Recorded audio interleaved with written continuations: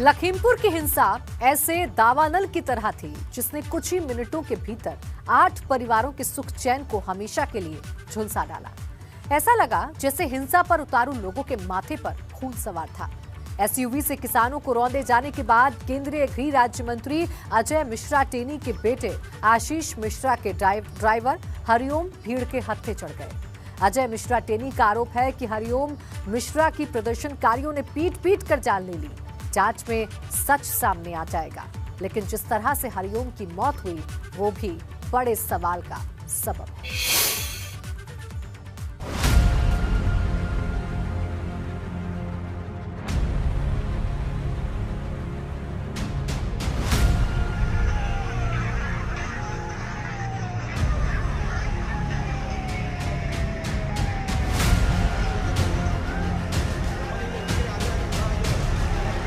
लखीमपुर के तिकुनिया चौराहे के पास 3 अक्टूबर को ऐसी अफरा तफरी मची कि लोगों का जान बचाना मुश्किल है।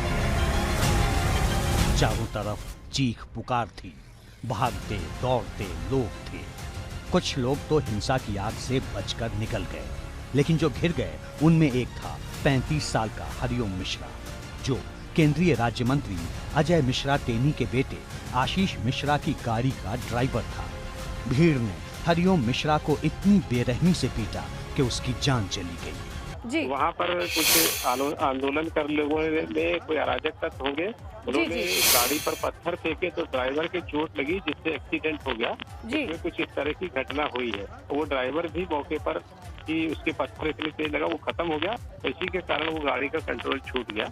इस तरह की घटना हुई है और फिर उन लोगों ने बाकी लोगों ने वहाँ गाड़ी को ठोक भी दिया और इस तरह की घटनाएं।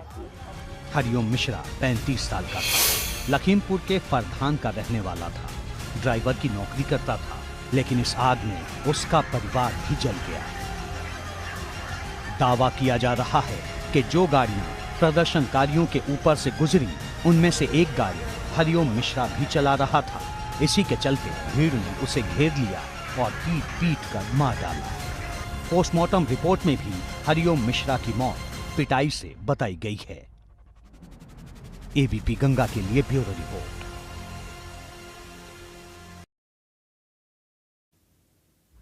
तो 8 परिवारों का दर्द किस तरीके से सामने आ रहा है ये हम आपको दिखा रहे हैं, क्योंकि ना सिर्फ 8 जाने गई हैं बल्कि 8 परिवार जो हैं वो पूरी तरीके से तबाह हो चुके हैं और उसकी एक एक तस्वीर एबीपी गंगा आप तक पहुंचा रहा है। साथ ही साथ लखीमपुर से लखनऊ तक बड़ी हलचल पर भी हमारी नजर बनी हुई है। हमारे तमाम सहयोगी पल पल की अपडेट्स हम तक पहुंचा रहे हैं। फिलहाल हम रुक करेंगे एक बार फिर से विवेक का।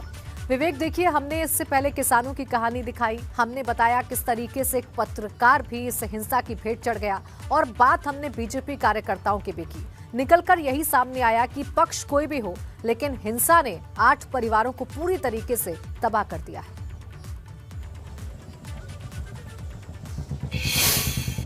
बिल्कुल प्राची, ये जो वक्ती आक्रोश होता है वो उसके परिणाम बहुत गंभीर होते हैं। ये इस घटना से एक बड़ा सबक सीखने को मिला, देखने को मिला। तो आपको बता दूं कि मैं अभी इस वक्त तिकुनिया में उसी जगह पर हूँ जहाँ हादसा हुआ था। कुछ पीछे हमारे थोड़ी दूर पर वो जगह है जहाँ पर वो हादसा हुआ। और जो तिकुनिया के आसपास के गांव हैं, ये पीड़ा इतनी है। देखिए, शहर में जो आदमी होता है वो इन्वॉल्व हो जाता है जल्दी ही और टीस उसके मन में रहती है, लेकिन उसका दुख जो है वो बहुत जल्दी ख़त्म हो जाता है, क्योंकि शहरी ज़िंदगी भाग दौड़ वाली है। लेकिन गांव में ज़िंदगी आज भी बड़ी सामान्य है।